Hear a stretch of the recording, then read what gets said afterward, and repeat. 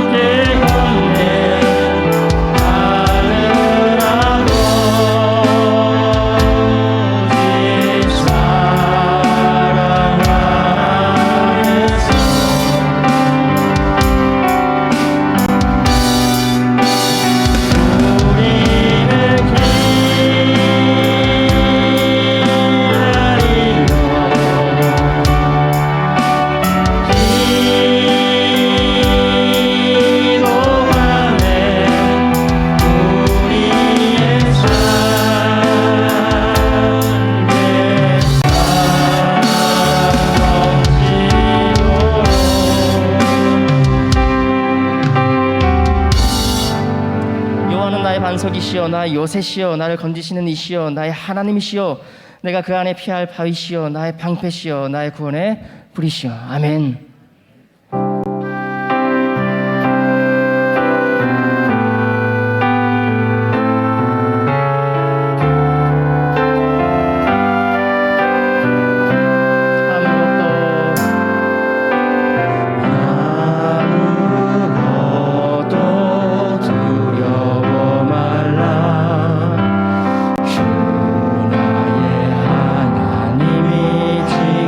주시네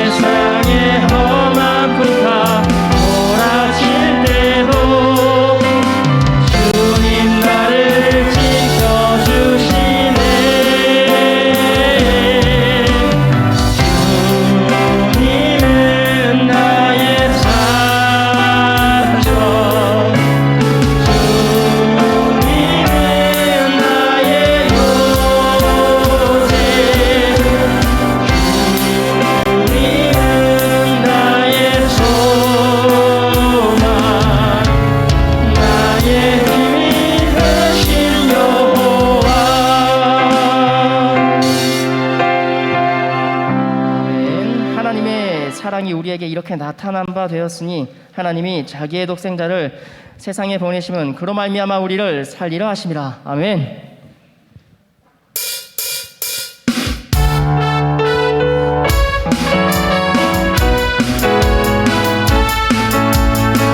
주 하나님 독생자 예수 날 위하여 오시었네. 내 모든 죄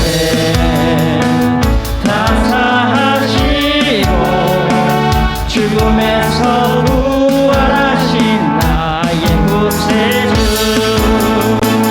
살아계신 주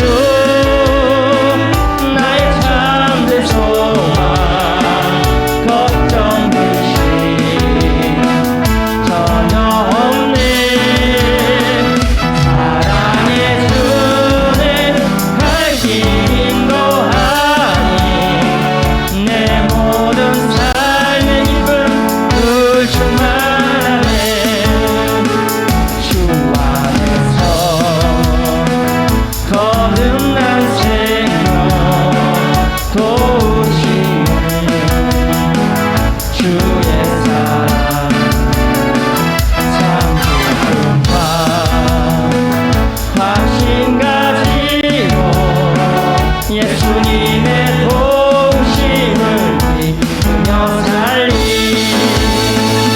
살아계신 주 나의 참된 소망 걱정 의심 전혀 없네.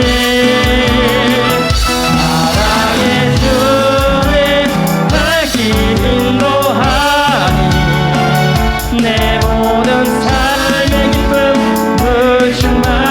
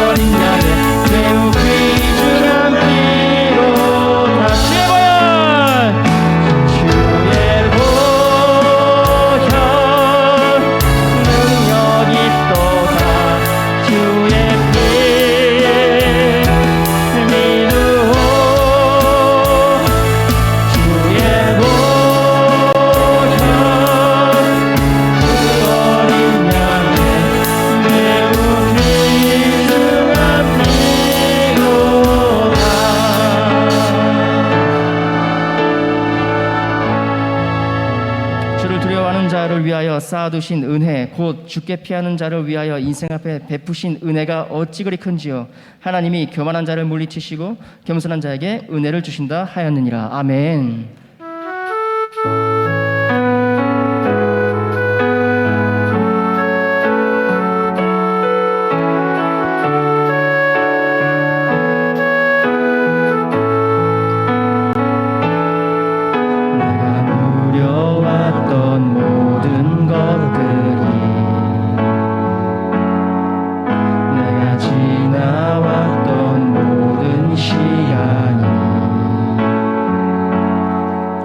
내가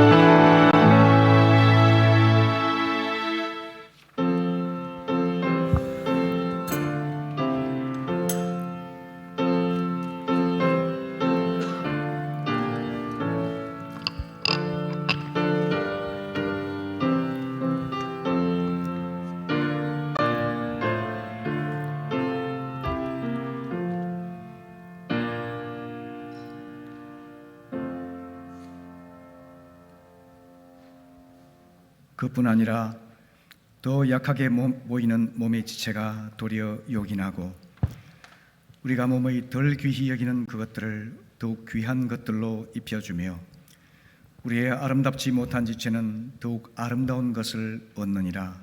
그런즉 우리의 아름다운 지체는 그럴 필요가 없느니라. 오직 하나님이 몸을 고르게 하여 부족한 지체에게 귀중함을 더하사 몸 가운데서 분쟁이 없고 오직 여러 지체가 서로 같이 돌보게 하셨느니라. 아멘. 살아계신 아버지 하나님, 코로나의 고통 속에서도 감사의 달을 맞게 하심을 감사드립니다. 성령께서 이 예배 가운데 충만하게 임하셔서 예배를 주관해 주시기를 원합니다. 저희들의 마음을 열어주셔서 높은 마음 낮아지게 하시고 닫힌 마음 열어주시고 무감각한 마음은 민감하게 하시고 믿음이 없는 자에게는 믿음을 더하시고 상한 마음을 어루만져 참된 예배자로 삼아주시기 원합니다.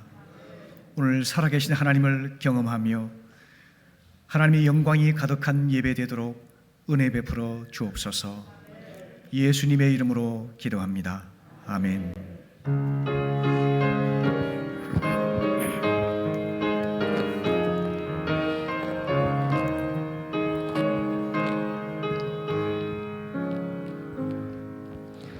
예수 우리 왕이여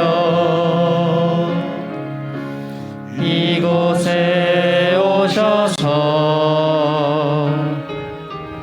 우리가 왕께 드리는 영광을 받아주소서. 우리는 주님의 백성, 주님은 우리 왕이라. 왕이신 예수님 오셔서 좌정하사 다스리소서. 예수 우리 주시여 이곳에 오셔서 우리가 주께 드리는 찬양을 받아주소서. 우리는 주님의 종들, 주님은 우리 주시라. 주 대신 예수님 오셔서 이 찬양을 받아주소서.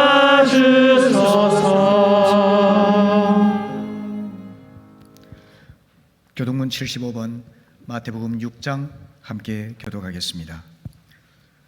그러므로 내가 너희에게 이르노니 목숨을 위하여 무엇을 먹을까 무엇을 마실까 몸을 위하여 무엇을 입을까 염려하지 말라. 목숨이 음식보다 중하지 아니하며 몸이 의복보다 중하지 아니하냐. 공중의 새를 보라. 심지도 않고 거두지도 않고 창고에 모아들이지도 아니하되 너희 하늘 아버지께서 기르시나니 너희는 이것들보다 귀하지 아니하냐. 너희 중에 누가 염려함으로 그 길을 한 자라도 더할 수 있겠느냐. 또 너희가 어찌 의복을 위하여 염려하느냐. 들의 백합화가 어떻게 자라는가 생각하여 보라. 수고도 아니하고 길쌈도 아니하느니라. 그러므로 염려하여 이르기를 무엇을 먹을까 무엇을 마실까 무엇을 입을까 하지 말라. 이는 다 이방인들이 구하는 것이라. 너희 하늘 아버지께서 이 모든 것이 너희에게 있어야 할 줄을 아시느니라. 그런즉 너희는 먼저 그의 나라와 그의 의를 구하라. 그리하면 이 모든 것을 너희에게 더하시리라. 아멘. 아멘.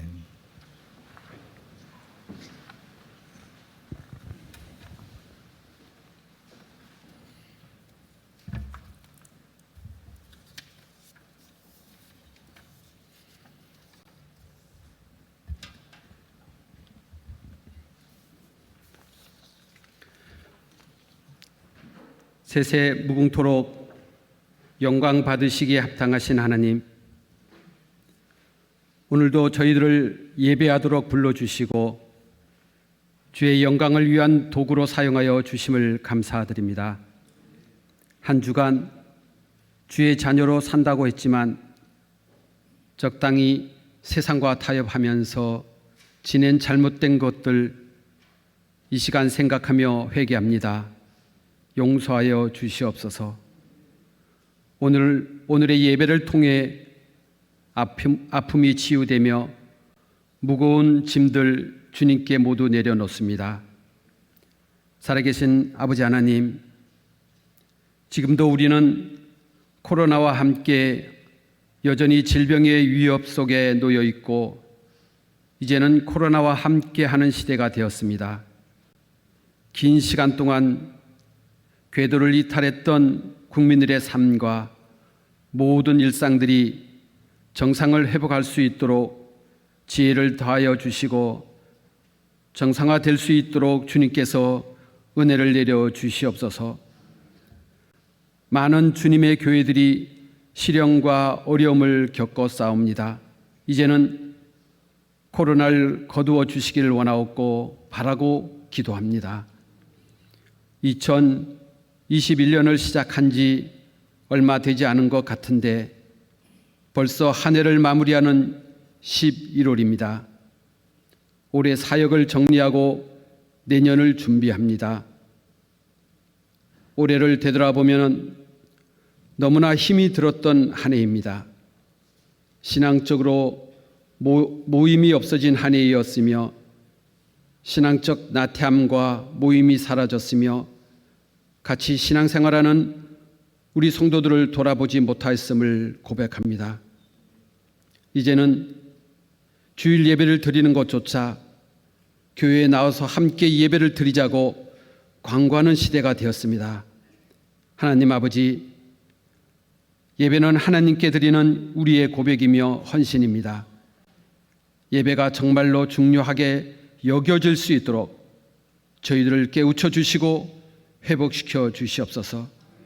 그리하여 22년도 우리들의 예배가 회복되게 하여 주시고 하나님과의 관계가 회복되어서 진정한 하나님과 회복이 이루어질 수 있도록 환경과 여건들을 만들어 주시기를 바라옵니다. 하나님 아버지, 우리 교회가 참으로 하나님을 기쁘시게 하는 하나님의 터전이 되기를 원합니다. 이 거룩한 주일 아침 주님께서 세우신 교회를 위하여 충성하는 손길들을 기억하시고 주님을 향한 사랑과 헌신이 주님 오시는 그날까지 변함없이 이루어질 수 있도록 성령으로 이끌어 주시옵소서. 예배를 마치고 세상으로 나아갈 때 어두웠던 눈을 열어 성령께서 역사하시는 세상을 보게 하시옵소서. 오늘 말씀을 가지고 단위에 서신 목사님을 성령님이 같이 하시사 말씀에 힘이 있게 하셔서 이 자리에 모인 모든 사람들의 마음속에 기쁨과 평화가 있게 하여 주시옵소서. 오늘도 우리의 기도 가운데 함께 하시는 주님께 은혜를 구하며 주님 바라보며 나아가는 저희가 되게 하여 주시옵소서. 이 모든 기도를 우리를 사랑하시는 예수 그리스도의 이름으로 기도드립니다. 아멘.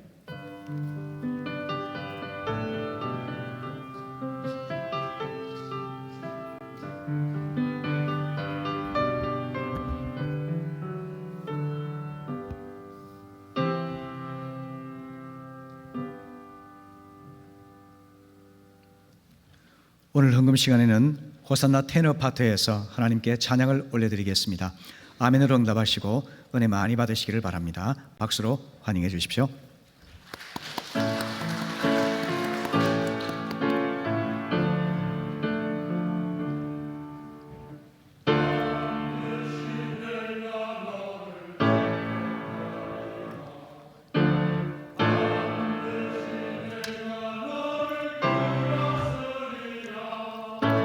정지는 변해도 나의 약속은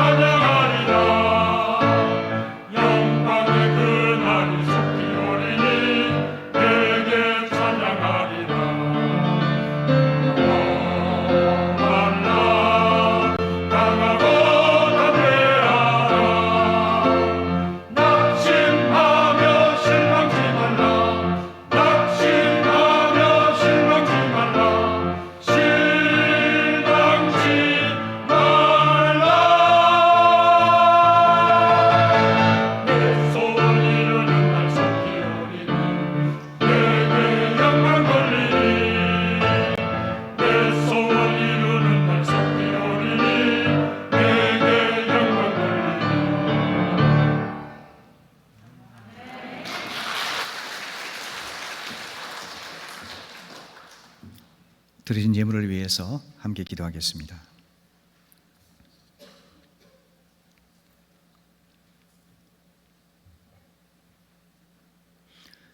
우리 생명과 물질의 주인 되신 아버지 하나님, 허락하신 일터에서 성실과 정직의 땀을 흘려 얻은 소득 거룩히 구별하여 아버지께 드립니다.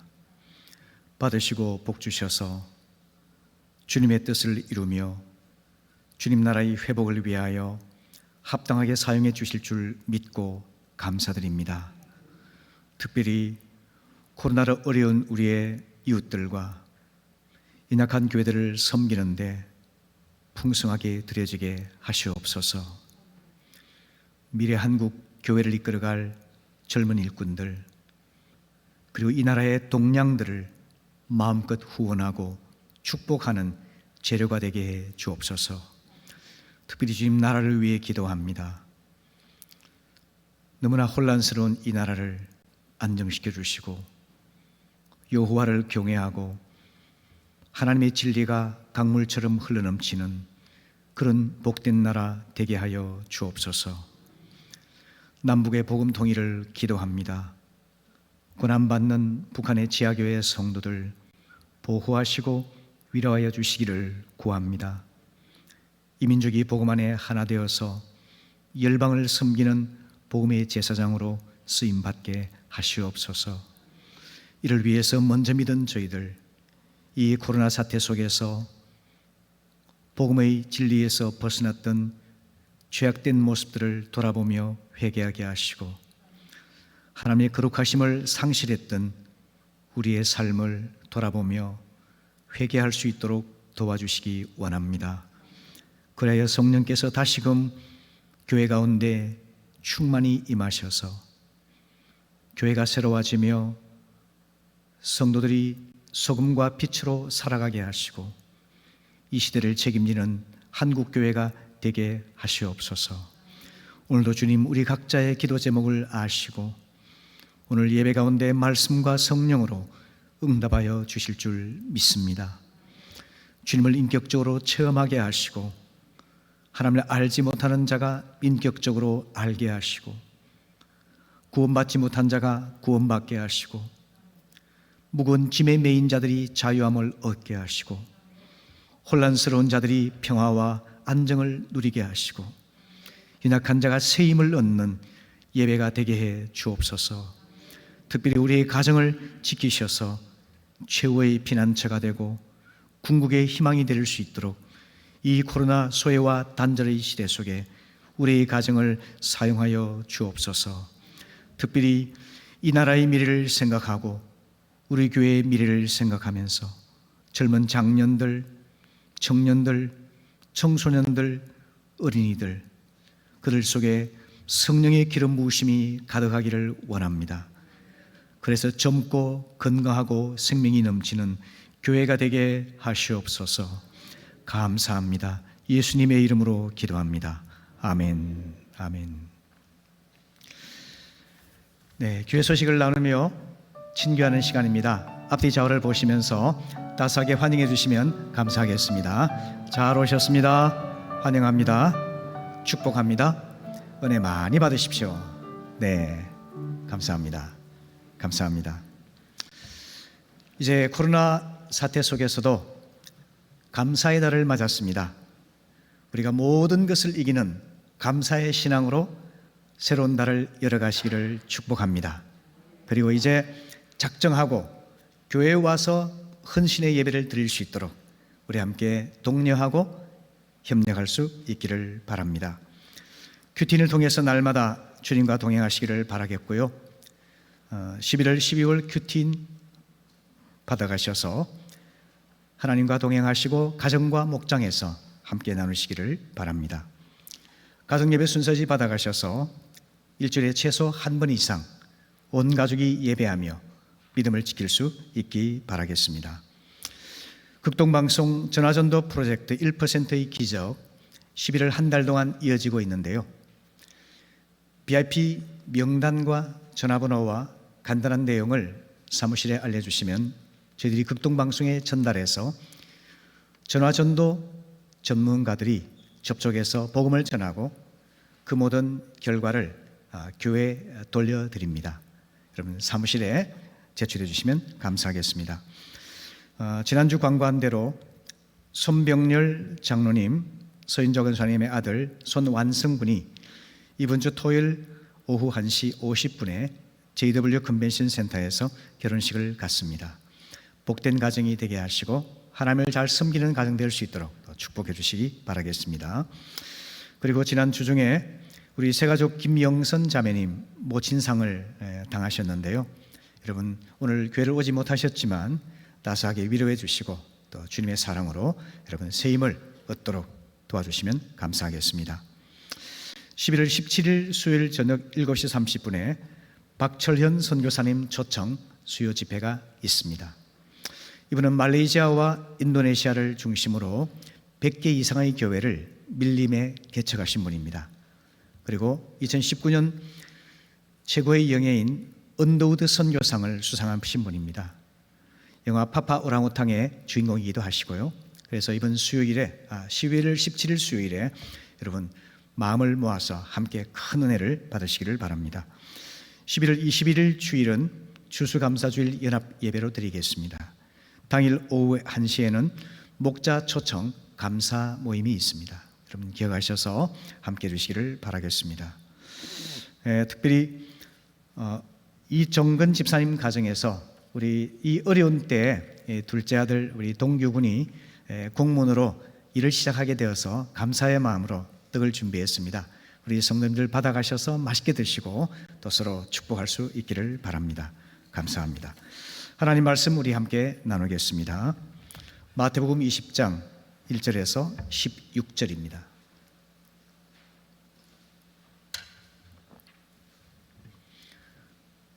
천국은 마치 품꾼을 얻어 포도원에 들여보내려고 이른 아침에 나간 집주인과 같으니 그가 하루 한 데나리온씩 품꾼들과 약속하여 포도원에 들여보내고 또 제3시에 나가보니 장터에 놀고 서 있는 사람들이 또 있는지라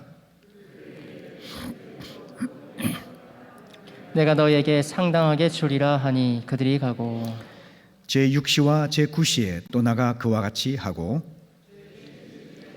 나가보니 서 있는 사람들이 또 있는지라 이르되 너희는 어찌하여 종일토록 놀고 여기에 서 있느냐 이르되 우리를 품꾼으로 쓰는 이가 없음이니이다. 이르되 너희도 포도원에 들어가라 하니라.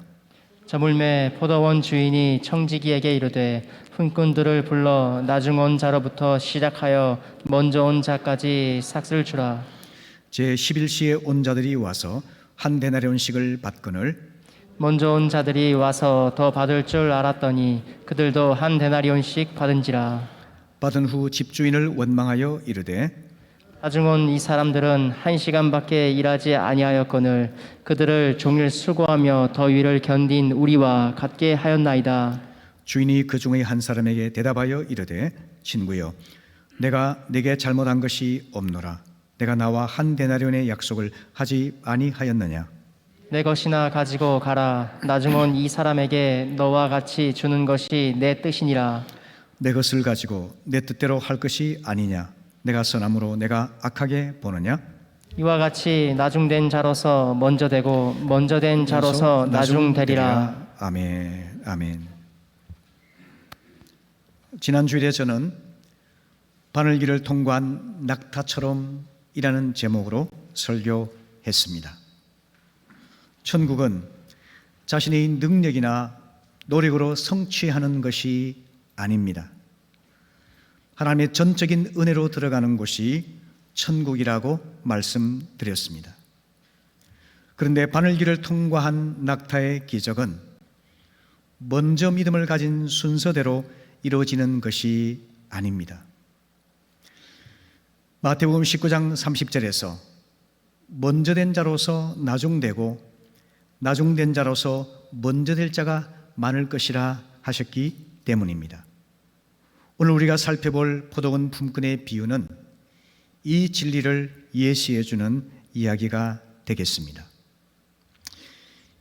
이 비유가 제시되고 있는 때는 이스라엘의 포도 수확철인 9월 가을입니다. 이스라엘은 우리와 달리 여름이 건기에 해당되고 겨울은 우기가 됩니다. 여름에 포도가 익으면 포도원 주인은 겨울 오기 전에 추수해야 하므로 가을에 많은 품꾼을 필요하게 됩니다. 포도원 주인은 하나님을 이 비유에서 주님께서는 포도원 주인을 하나님으로 또 품꾼은 복음의 일꾼으로 포도원은 일꾼들이 모여 교제하며 일하는 교회를 뜻하고 있습니다. 포도원 주인은 새벽부터 부지런히 움직여서 인력시장에 나갔습니다. 장터에는 하루 품을 팔아서 생계를 이어가려는 품꾼들이 초조한 표정으로 서 있었습니다. 주인은 당시 노동자들의 평균 임금인 한 데나리온을 지급하기로 약속합니다. 그리고 아침 6시부터 3시간 간격으로 품꾼들을 포도원에 들여보냅니다. 해가 저물고 일을 마무리할 때가 되었습니다. 주인은 품꾼들에게 일당을 지불합니다. 그런데 놀랍게도 제일 나중에 온 사람, 즉 오후 5시에 와서 일을 거의 하지 않은 사람에게 먼저 하루치 임금을 지불합니다. 그것도 온종일 일한 대가인 한 데나리온을 지급한 것이죠.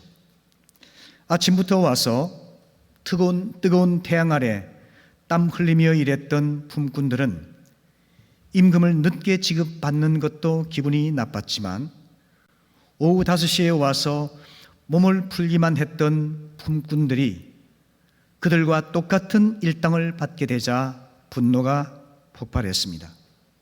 주인에게 항의를 합니다. 12절 말씀이죠. 나중은 이 사람들은 1시간밖에 일하지 아니하였거늘 그들을 종일 수고하며 더위를 견딘 우리와 같게 하였나이다 라고 불평하는 것이죠. 그들이 불평에 대해서 주인은 어떻게 대답을 합니까? 14절 15절 말씀이죠. 내 것이나 가지고 가라. 나중은 이 사람에게 너와 같이 주는 것이 내 뜻이니라. 내 것을 가지고 내 뜻대로 할 것이 아니냐? 내가 선함으로 내가 악하게 보느냐? 이렇게 대답을 합니다. 포도원 품꾼의 비유는 하나님이 누구신지, 그리고 품꾼으로 부름받은 나는 누구인지, 그리고 품꾼들이 모인 공동체인 교회는 누구인지 세 가지 진지한 질문을 던지게 합니다. 먼저 우리가 생각해 볼 질문은 하나님은 누구신가 하는 것입니다.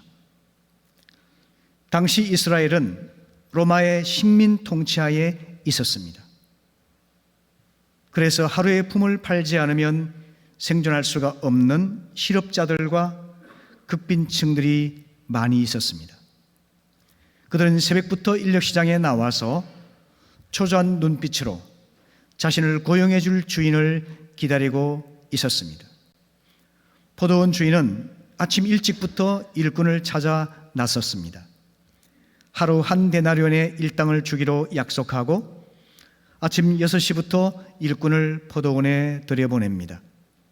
그리고 또 주인은 아침 9시에 다시 와서 일꾼을 고용합니다. 그리고 하루 노동이 끝나기 직전인 오후 5시까지 부지런히 일꾼을 찾아다닌 것이죠. 여기서 우리가 갖게 되는 의문은 왜 그 포도원 주인은 한꺼번에 필요한 일꾼을 다 고용하지 않고 날이 저물 때까지 계속 일꾼을 찾아다니는가 하는 점입니다. 따져보면 새벽에 나온 일꾼은 훨씬 건강하고 부지런한 사람이었을 것입니다. 숙련되고 일에 대한 의욕도 많은 사람이었을 것입니다. 이런 사람을 고용하게 되면 주인에게 많은 도움이 되었을 것입니다. 그런데 이상하게도 주인은 아침 9시와 낮 12시와 오후 3시 그리고 오후 5시가 되도록 계속 품꾼을 찾아서 포도원에 들여보내고 있습니다. 아마도 이를 찾지 못하고 늦은 오후까지 인력시장에 남아있는 사람들은 나이가 많은 노인들이었을 가능성도 있습니다. 몸이 아픈 환자일 가능성도 있습니다. 일의 경험이 부족한 사람도 있을 수가 있습니다. 아니면 극단적인 경우에는 전날 마신 술이 깨지 않아서 아침 늦게 일어나서 흐릿한 눈빛으로 장터에 나와서 빈둥거리는 사람도 있을 수가 있을 것입니다. 시간이 갈수록 장터에 남아있는 사람들은 포도원 주인에게 별로 도움이 되지 않는 사람이었을 가능성이 아주 높습니다. 그런데 주인은 일꾼의 나이나 건강 상태나 능력이나 경험, 심지어 삶의 태도 이런 것들을 아랑곳하지 아니하고 계속 포도원에 들여보내고 있습니다. 이것은 주인이 일꾼의 건강이나 나이나 능력이나 경험이나 성실성 이런 것에 근거해서 품꾼을 채용하지 않는다는 원칙을 보여주는 것입니다. 주인은 우리 일반 상식으로는 이해할 수 없는 선택을 하고 있는 것이죠. 다양한 사람들이 포도원에 속하게 된 것은 그들이 자격이 있어서 또는 능력이 있어서가 아니었습니다. 그저 주인의 전적인 호의와 친절이 포도원에 소속될 수 있게 만들었던 조건인 것입니다. 주인의 행동은 놀라운 구원의 진리를 감동적으로 보여주고 있습니다. 우리는 어떻게 해서 하나님의 포도원에 속하게 되었나요? 그것은 포도원에 속하라고 하는 주인의 초청에 응했기 때문입니다. 우리는 믿음으로 구원을 받았습니다. 그러나 더 중요한 것이 있습니다. 그 믿음은 결코 자랑거리나 공로가 될 수 없다는 사실입니다. 하나님께서 우리를 각자를 택하시고 불러주신 은혜가 최우선인 것입니다. 하나님께서는 창세전에 저와 여러분을 택하시고 마음에 품으셨습니다. 그리고 하나님의 때가 되어서 당신의 포도원에 불러주신 것입니다. 우리는 하나님의 절대적인 은혜의 부르심으로 죄로부터 구원받고 하나님 자녀가 되었습니다. 그러므로 믿고 구원받아 자녀가 된 것은 결코 나의 자랑거리가 될 수 없습니다. 그저 감사의 제목이 될 뿐인 것입니다. 하나님의 포도원에 속할 자격이 전혀 없는 저와 여러분을 초청하시고 초청에 응할 수 있는 믿음을 선물해 주신 주님께 먹먹한 가슴으로 감사하는 모든 성도가 되시기를 축복합니다. 아멘. 또한 오늘의 본문에서 주인은 새벽부터 일몰 직전까지 부지런하게 일꾼을 찾지 않습니까? 주인은 포기하지 아니하고 한 명의 일꾼이라도 더 포도원에 들여보내려고 애를 쓰고 있습니다. 그처럼 하나님께서는 해가 지고 포도원의 문이 닫히기 전까지 한 명이라도 더 불러 구원하시기 위해서 애타는 가슴으로 지금도 일하고 계심을 기억하시기 바랍니다. 하나님은 일하시는 분입니다. 새벽부터 일몰까지 일하고 계십니다. 내가 하나님을 위해서 일한다고 오해하거나 착각하지 마시기를 바랍니다. 오히려 하나님께서 나를 위하여 일하고 계심을 믿고 겸손한 마음으로 감사할 수 있기를 바랍니다. 이스라엘이 출애굽할 때에 앞에는 홍해가 가로막고 있었습니다. 뒤에는 애굽 군대가 먼지바람을 일으키며 쫓아오고 있었습니다. 진퇴양난의 상황에 놓인 백성들은 당황하고 두려워하며 부르짖었습니다. 그때 모세는 이렇게 말을 합니다.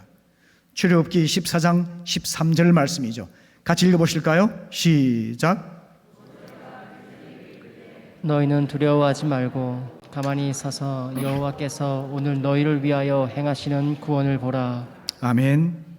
우리는 가만히 있어서 하나님께서 나를 위해 행하시는 구원의 역사를 바라보며 감사와 찬양을 올리면 되는 것입니다.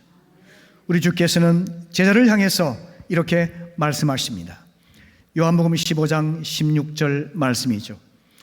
너희가 나를 택한 것이 아니요 내가 너희를 택하여 세웠나니 이는 너희로 가서 열매를 맺게 하고 또 너희 열매가 항상 있게 하여 내 이름으로 아버지께 무엇을 구하든지 다 받게 하려 함이라. 아멘. 우리가 하나님을 믿는 것이 아니라 하나님을 믿게 된 신비를 깨닫게 되시기를 바랍니다. 하나님께서 우리 각자를 택하시고 불러주셨기 때문에 우리는 성령님의 도우심으로 믿을 수 있게 된 것입니다. 그러므로 내가 하나님과 주님의 교회를 돕는다고 생각하지 마시기를 바랍니다.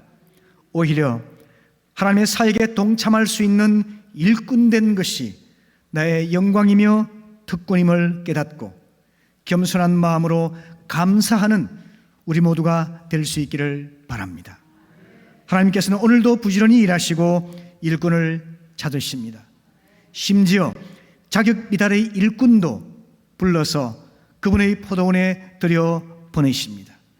하나님은 완전한 사역자이시고 우리는 그분의 동력자로 부름을 받은 사람입니다. 그 겸손하고 감사한 마음으로 하나님께서 일하심으로 나도 일하노라 하는 고백을 하면서 자유함 속에서 기쁨 속에서 주님을 섬기는 우리 모두가 될 수 있기를 바랍니다. 아멘. 두 번째 던져야 될 질문은 나는 누구인가 하는 질문입니다. 만일 우리가 그 품꾼의 입장이라고 한다면 내가 어떻게 해서 포도원에 소속될 수 있었는지 정직하게 질문을 던져보아야 할 것입니다. 그들은 모두 하루의 품을 팔아서 생명을 이어가야만 하는 가난한 일용 노동자들이었습니다. 새벽부터 장터에 나온 일꾼은 조금 더 건강하고 조금 더 성실하고 조금 더 능력 있고 조금 더 의욕이 있는 사람이었을 수도 있겠지만 그조차도 포도원에 소속될 수 있는 자격 조건은 될 수가 없는 것입니다. 왜냐하면 아무리 건강하고 부지런하고 숙련되고 의욕이 있다 할지라도 주인이 택하여 불러주지 않으면 포도원 품꾼이 될 수가 없기 때문입니다. 늦게 포도원에 소속된 품꾼들 중에는 병약한 사람도 있었겠죠. 능력과 경험이 부족한 사람도 있었겠죠. 게으른 사람도 있었겠죠. 심지어 알코올 중독이나 갖가지 심각한 문제로 인해서 제대로 일할 수 없는 사람도 있을 수 있을 것입니다. 그들은 일반적인 세상 기준에서 자격 미달의 사람 아니겠습니까? 하지만 주인은 그들의 능력이나 경험, 건강 상태나 삶의 태도를 따지지 아니하고 계속적으로 포도원에 들여보내고 계십니다. 그것은 내가 자격이 있어서가 아니었습니다. 이용할 가치가 있어서가 아니었습니다. 하나님께서는 남녀노소, 빈부귀천의 차별이 없이 모든 사람을 당신의 포도원에 초청하고 계시기 때문입니다. 하나님은 우리 각자를 이용 가치가 아니라 존재 가치로 바라보시는 분이십니다. 이에 대해서 에베소 2장은 하나님을 알지 못하던 과거의 나 자신과 하나님을 알게 된 현재의 나 자신을 대조적으로 설명해 주고 있는데요. 전에는 우리가 허물과 죄로 죽었던 영적인 시체였습니다. 하지만 예수의 보혈로 살리심을 입어서 이제는 산자가 되었습니다. 예전에는 마귀의 종이었지만 이제는 하나님을 섬기는 종이 되었습니다. 예전에는 하나님의 원수였지만 이제는 하나님의 사랑받는 자녀가 되었습니다. 그래서 에베소 2장 8절 9절의 말씀은 놀라운 진리를 선포합니다. 함께 읽어보실까요? 시작. 너희는 그 은혜에 의하여 믿음으로 말미암아 구원을 받았으니 이것은 너희에게서 난 것이 아니요 하나님의 선물이라. 행위에서 난 것이 아니니 이는 누구든지 자랑하지 못하게 함이라. 아멘. 하나님의 은혜로 믿음으로 말미암아서 죄로부터 구원을 받았습니다. 이것은 하나님이 내려주신 하늘의 선물입니다. 내가 행위로 자기 자격이 있어서 된 것이 아니라 그러므로 아무도 자랑할 수 없고 그저 감사할 뿐인 것입니다. 아멘. 우리가 이렇게 믿음으로 하나님의 자녀가 되고 나면은 그리스도 안에서 새로운 피조물이 된다고 고린도후서 5장 17절은 말씀합니다. 누구든지 어린아이든지 노인이든지 건강한 사람이든지 병약한 사람이든지 실업자이든지 사업가이든지 유능한 사람이든지 무능한 사람이든지 남성이든지 여성이든지 배움 많은 사람이든지 배움 적은 사람이든지 아무런 차별 없이 주 예수 앞에 나오면 새로운 피조물로 변화될 수 있음을 선포하고 있는 것입니다. 성도 여러분, 주 예수님 앞에 다 열린 마음으로 나오시기를 바랍니다. 그리하셔서 새로운 피조물이 되시고 새로운 피조물이 되었기 때문에 새로운 관점으로 자신을 바라보시기를 바랍니다. 나를 포기하지 아니하시고 부지런히 찾아오신 포도원 주인처럼 하나님은 깊은 관심과 사랑으로 나에게 찾아오십니다. 그러므로 내가 얼마나 큰 사랑을 받은 자인지를 깨닫게 되기를 바랍니다. 나의 행위나 됨됨이나 조건으로 나를 평가하지 말고 하나님의 크신 사랑을 입어서 새로운 피조물이 된 나라는 새로운 관점으로 자신을 바라보시기를 바랍니다. 부족하고 죄 많고 문제가 많은 나 자신과 화해할 수 있는 길은 하나님의 관점으로 나를 새롭게 바라보는 것입니다. 3만 명 이상의 정신질 환자와 알코올 중독자를 상담하고 치유한 경험을 바탕으로 해서 로버트 맥기가 쓴 책이 있는데요, 내 안의 위대한 나라고 하는 책입니다. 이 책에서 맥기는 사탄이 우리를 속이고 우리를 파멸시키기 위해 만들어 놓은 거짓된 인생 방정식을 따라서 너무나 많은 사람들이 살아가고 있다는 것입니다. 그것은 나의 존재 가치는 나의 행위 플러스 사람들의 평판이라고 믿고 그에 따라 살아가도록 만드는 거짓된 덫이라는 겁니다. 대신에 하나님께서 만들어 놓으신 참된 인생 방정식이 있는데요, 그것은 나의 진정한 가치는 하나님의 은혜에 플러스 믿음을 할 때에 진정한 가치가 만들어진다는 것입니다. 나의 진정한 존재 가치는 나의 행위나 능력이나 평판에 달린 것이 아닙니다. 하나님의 무한한 은혜에 겸손한 믿음으로 응답할 때 나의 존재 가치가 생길 수 있음을 기억하시기 바랍니다. 이럴 때 우리는 건강한 자화상을 회복할 수가 있습니다. 건강한 자화상이 회복되지 않으면 우리는 끊임없이 부족한 자신을 미워하게 됩니다. 타인과 불화하게 됩니다. 끊임없이 상처를 주고받으면서 불행한 삶을 영위할 수밖에 없는 것입니다. 심지어 교회에서도 하나님을 섬기고 교회에서 활동하면서도 자아상이 건강하지 않으면 자유롭고 행복한 일꾼이 되지 못한 채 불편한 마음으로 불행한 신앙생활을 할 수도 있는 것입니다. 그러므로 성도 여러분, 하나님의 은혜의 믿음으로 응답해서 건강한 자화상을 회복하는 우리 모두가 될 수 있기를 바랍니다. 과거에 나는 죽었지만 지금은 믿음으로 새 생명을 얻었습니다. 과거에 나는 하나님의 원수였지만 지금은 하나님의 사랑받는 자녀가 되었습니다. 예전에는 마귀와 죄의 종로로 됐지만 이제는 하나님을 기쁨으로 섬기는 하나님의 종이 되었습니다. 이제 앞으로 나의 삶은 나를 구원하사 나를 당신의 일꾼으로 불러주신 하나님의 영광을 위해 살아가는 멋진 삶이 될 것입니다. 그런 삶이 되기를 축복합니다. 아멘. 이사야 43장 7절과 21절 말씀 같이 읽어보실까요? 시작. 내 이름으로 불려지는 모든 자 곧 내가 내 영광을 위하여 창조한 자를 오게 하라. 그를 내가 지었고 그를 내가 만들었느니라. 이 백성은 내가 나를 위하여 지었나니 나를 찬송하게 하려 함이니라. 아멘. 아멘. 우리 모두 하나님의 영광을 위해서 아름답게 드려지는 멋지고 복된 생애가 되시기를 축복합니다. 아멘. 세 번째 질문은 교회는 누구인가 하는 질문입니다. 일을 다 마치고 주인은 품꾼들에게 일당을 지급합니다. 놀랍게도 가장 늦게 온 사람부터 돈을 지불합니다. 가장 늦게 온 그 사람은 어떤 사람일까요? 임금을 요구할 자격이 없는 사람이죠. 몸이 아프거나 나이가 많아서 혹은 경험과 능력이 부족해서 다른 포도원 주인의 선택을 받지 못했던 사람 아니겠습니까? 또는 게으르거나 불성실한 사람일 수도 있을 것입니다.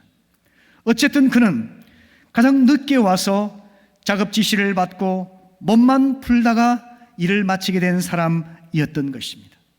그런데 왜 주인은 가장 늦게 온 그 사람부터 일당을 받게 했을까요? 새벽부터 포도원에 들어와서 온종일 땡볕에서 땀을 흘리며 수고한 다른 일꾼들의 원망을 자초하면서까지 그렇게 할 이유가 있었을까요? 먼저 와서 열심히 일한 사람부터 일당을 주었더라면 아무도 원망하지 않았고 모두가 당연하게 받아들일 수가 있었지 않겠습니까? 그런데 왜 주인은 이를 거꾸로 했을까요? 그것은 중요한 영적 진리를 일깨워 주기 위함입니다. 첫 번째는 약속을 지킨 주인의 공평함을 알리기 위해서입니다. 오후 5시에 온 품꾼은 하루 일당 전부를 받을 것이라고는 상상도 하지 못했을 것입니다. 자신이 그럴 자격이 없다는 것을 너무나 잘 알고 있기 때문이죠. 하지만 주인은 일찍 온 사람이나 늦게 온 사람이나 차별하지 아니하고 공평하게 하루 일당 한 데나리온을 지불했습니다. 늦게 온 사람에게 하루 일당을 다 주었다고 해서 일찍 온 사람이 더 많은 돈을 받으리라 기대하는 것은 욕심임을 깨닫게 해 주셨습니다. 왜냐하면 하나님께서 내려주시는 은혜는 모든 사람에게 공평하게 베풀어지기 때문입니다. 이 공평한 은혜는 우리 수고에 대한 대가가 아닙니다. 자격 조건에 대한 보상이 아닙니다. 하나님의 전적인 자비로움을 표현하고 있는 것입니다. 두 번째는 자신의 뜻대로 순서를 정하는 주인의 선한 주권을 보이기 위해서이죠. 주인은 일찍 온 품꾼에게 먼저 일당을 지불하든지 혹은 늦게 온 품꾼에게 먼저 지불하든지 그것은 주인의 재량이며 주인의 주권이라는 것입니다. 15절에서 이렇게 말을 하죠. 내 것을 가지고 내 뜻대로 할 것이 아니냐, 내가 선함으로 내가 나를 악하게 보느냐 반문하시지 않습니까? 성도 여러분, 혹시 은혜를 베푸시는 하나님께 마음 은밀하게 분노했던 적이 있으신가요? 마치 악한 니느웨 사람들을 불쌍히 여기신 하나님께 분노했던 요나처럼 말입니다. 어리석고 악한 행위가 아니겠습니까? 우리는 우리 각자를 향한 하나님의 선한 주권을 믿어야만 합니다. 그리고 즐겁게 순종해야만 합니다. 다른 사람에게 베푸는 은혜로 인해서 비교하고 시기하고 원망하고 분노하는 대신에 나를 포도원에 속하게 해주신 주인의 자비와 친절하심에 감사하는 마음을 갖는 것이 포도원 일꾼의 자세라는 것입니다. 포도원은 약육강식의 정글이 아닙니다. 주인의 호의를 입어서 더불어 살아가는 가족이며 공동체인 것을 일깨워주고 있습니다. 모든 성도는 주님의 은혜로 부르심받아서 몸된 교회의 지체로 부름을 받게 되었습니다. 그리고 이 교회 공동체는 이 부패한 세상과 철저히 대립되는 공동체가 되어야 한다는 것을 가르쳐주고 있는 것입니다. 여러분, 이 세상은 공정을 중시하죠. 지금 우리나라를 혼란스럽게 하고 있는 모든 것들의 바탕에 공정이 무너졌기 때문이라고 그렇게 이야기를 하고 있지 않습니까? 세상은 first come, first served, 먼저 온 사람이 먼저 대우를 받는 이런 세상 되기를 기대하고 있죠. 능력 있고 수고한 사람이 그에 합당한 보상과 대가를 받는 것이 당연하다고 주장을 하는 거죠. 맞습니다. 공정한 보상, 이 체계가 세상이 운영되는 체계의 원리가 맞습니다. 먼저 온 품꾼이 분노한 것도 세상 원리로 본다면 이해할 만하지 않습니까? 많이 일하면 많이 받고 적게 일하면 적게 받는 것이 세상의 이치고 운영 원리가 아니겠습니까? 그러나 오늘 본문에서 하나님께서는 하나님의 은혜가 품꾼의 권리를 우선한다는 것을 강조하고 있습니다. 교회는 공정의 가치를 뛰어넘어서 은혜가 우선인 것을 선포하는 공동체인 것입니다. 그래서 first come first serve가 아니라 last come first served, 나중 온 자가 먼저 될 수 있는 공동체가 세상의 궁극적인 희망이라는 것을 말씀해 주고 있는 것입니다. 고전 12장 22절 이하에서 주님께서 귀한 진리를 가르쳐 주고 계신데요, 뜻을 생각하시면서 천천히 읽어보도록 하겠습니다. 시작. 그뿐 아니라 더 약하게 보이는 몸의 지체가 도리어 요긴하고 우리가 몸에 덜 귀히 여기는 그것들을 더욱 귀한 것들로 입혀주며 우리의 아름답지 못한 지체는 더욱 아름다운 것을 얻느니라. 그런즉 우리의 아름다운 지체는 그럴 필요가 없습니다. 오직 하나님이 몸을 고르게 하여 부족한 지체에게 귀중함을 더하사 몸 가운데서 분쟁이 없고 오직 여러 지체가 서로 같이 돌보게 하셨느니라. 아멘. 이 말씀처럼 교회는 연약한 자가 존귀한 자로 존중받아야만 하는 곳입니다. 노인도, 환자도, 어린이도, 가난한 자도, 배움 없는 자도, 힘없는 자도, 각종 중독이나 심각한 문제에 시달리는 사람들이 멸시받지 않고 선대를 받는 곳이 교회여야만 하는 것입니다. 더 나아가서 주님은 그분들이야말로 교회의 보배와 같은 존재라고 말씀하고 계십니다. 여러분, 이것이 이해가 되십니까? 우리 가운데는 가장 늦게 온 나중 온 자가 보배로운 존재라고 하는 말이 이해가 되십니까? 그 이유는 그분들이야말로 하나님의 은혜로운 부르심이 무엇인지를 끊임없이 일깨워주는 전령이 되기 때문에 그러한 것입니다. 만일 교회에 유능하고 건강하고 똑똑하고 힘 있는 사람들만 가득하다고 한다면 얼마 가지 않아서 은혜가 무엇인지를 체험하지 못하게 될 것입니다. 그들 간에 비교하고 경쟁하고 교만에 빠지기가 쉬울 것입니다. 그래서 우리 가운데는 가장 나중 온 자는 하나님의 은혜로운 부르심이 무엇인지를 끊임없이 일깨워주는 존재가 되기 때문에 교회의 보배로운 존재라고 주님은 일깨워 주시는 것입니다. 그들을 존대하게 될 때 교회는 진정으로 하나됨을 이룰 수가 있는 겁니다. 갈라디아 3장 28절의 말씀처럼 너희는 유대인이나 헬라인이나 종이나 자유인이나 남자나 여자나 다 그리스도 예수 안에서 하나이니라. 아멘. 교회는 화해된 그리스도의 몸입니다. 이 교회가 가져야 될 꿈은 다양한 사람들이 어울려서 한 거룩한 몸을 이루는 것입니다. 우리 교회 안에는 장애인들과 가난한 자들과 병든 자들과 문제 있는 자들과 이혼의 아픔을 가진 자들과 사별의 아픔을 안고 있는 사람들, 심지어 귀신을 섬기며 매였던 무당들조차도 다 주 앞에 나와서 구원받고 자유함을 얻고 상처를 치유받고 삶이 회복되고 현재를 견디고 미래의 소망을 붙들고 나아가는 곳, 그것이 바로 하나님의 포도원 교회가 되어야 마땅한 것입니다. 20세기 위대한 영성신학자인 헨리 나우에는 이렇게 말을 합니다. 공동체는 내가 가장 싫어하는 사람들과 영원히 지내도록 부름을 받은 곳이다 라고 말입니다. 우리가 어떻게 우리 인격으로 자기 노력으로 이런 삶을 살 수가 있겠습니까? 내가 가장 싫어하는 사람들과 영원히 지내도록 부름받은 교회 생활을 어떻게 감당할 수가 있겠습니까? 그러나 주님께서는 우리에게 요구하십니다. 매일 말씀을 묵상하는 가운데 주님의 뜻을 분별하라고 말입니다. 말씀 속에 역사하는 성령님의 인도에 순종하라고 말입니다. 순종하면 마음을 주십니다. 순종하면 성품도 변화시킵니다. 순종하면 능력도 주십니다. 그럴 때 이 세상의 궁극적인 희망이 되는 교회가 빛을 발할 수 있게 될 것입니다. 이것이 주님께서 교회를 세우신 목적이 아니겠습니까? 말씀을 마무리하겠습니다.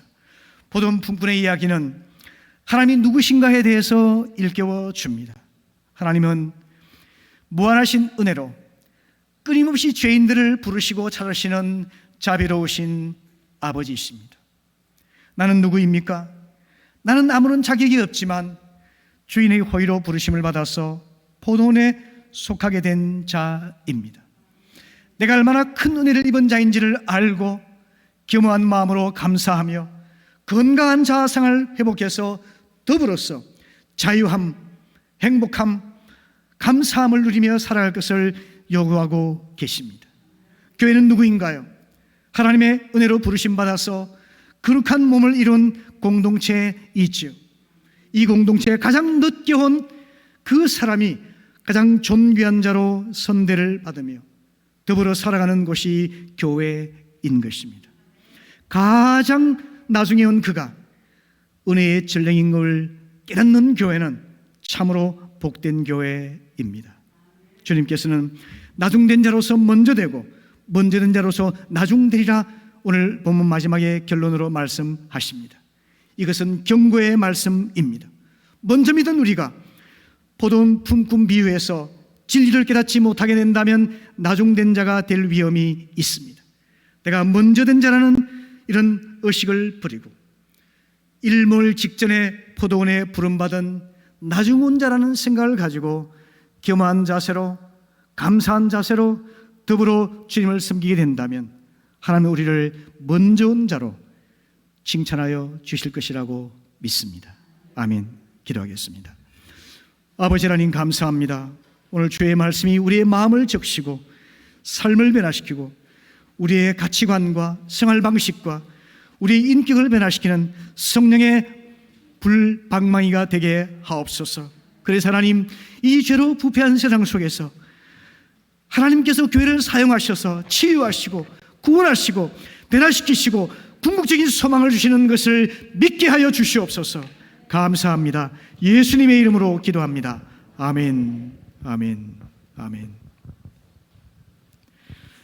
우리 함께 일어서셔서 은혜로다 찬송하겠습니다. 우리 주신 말씀을 기억하면서 우리 마음 담아서 뜨거운 마음으로 찬송하겠습니다.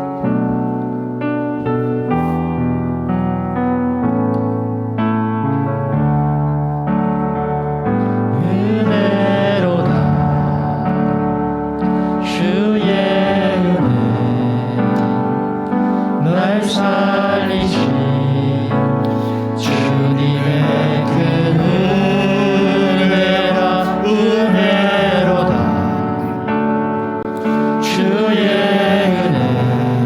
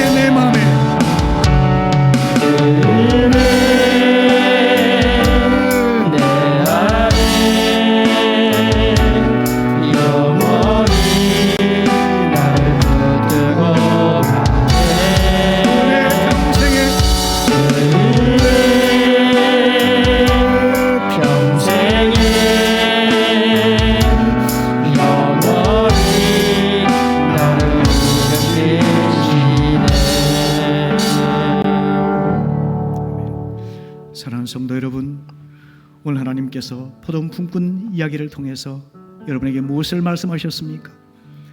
하나님에 대해서, 나에 대해서, 교회에 대해서 무엇을 말씀하셨습니까? 무엇을 책망하셨습니까?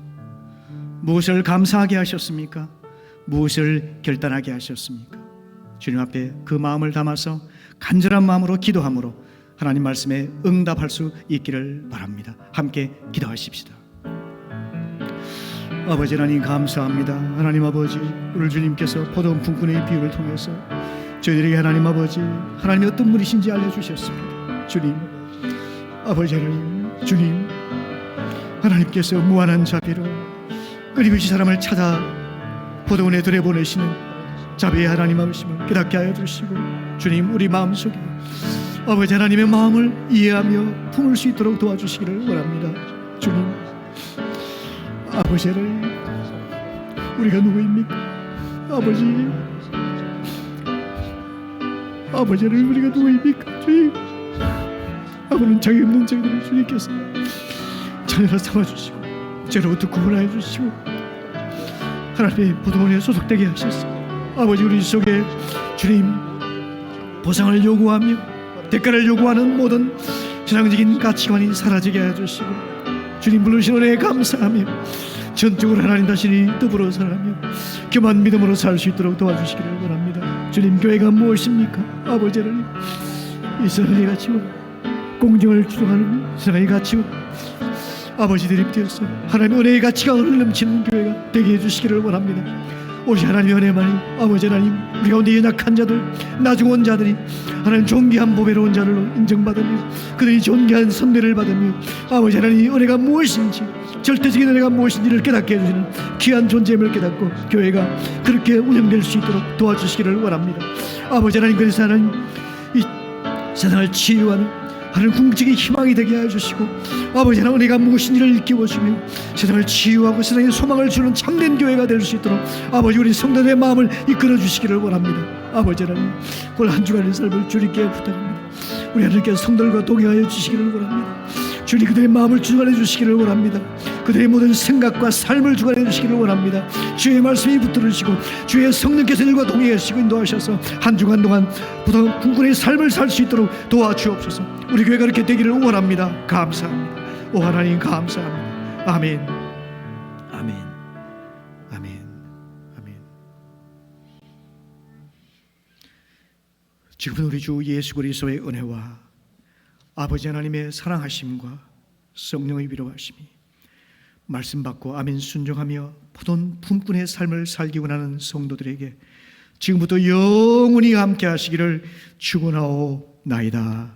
아멘.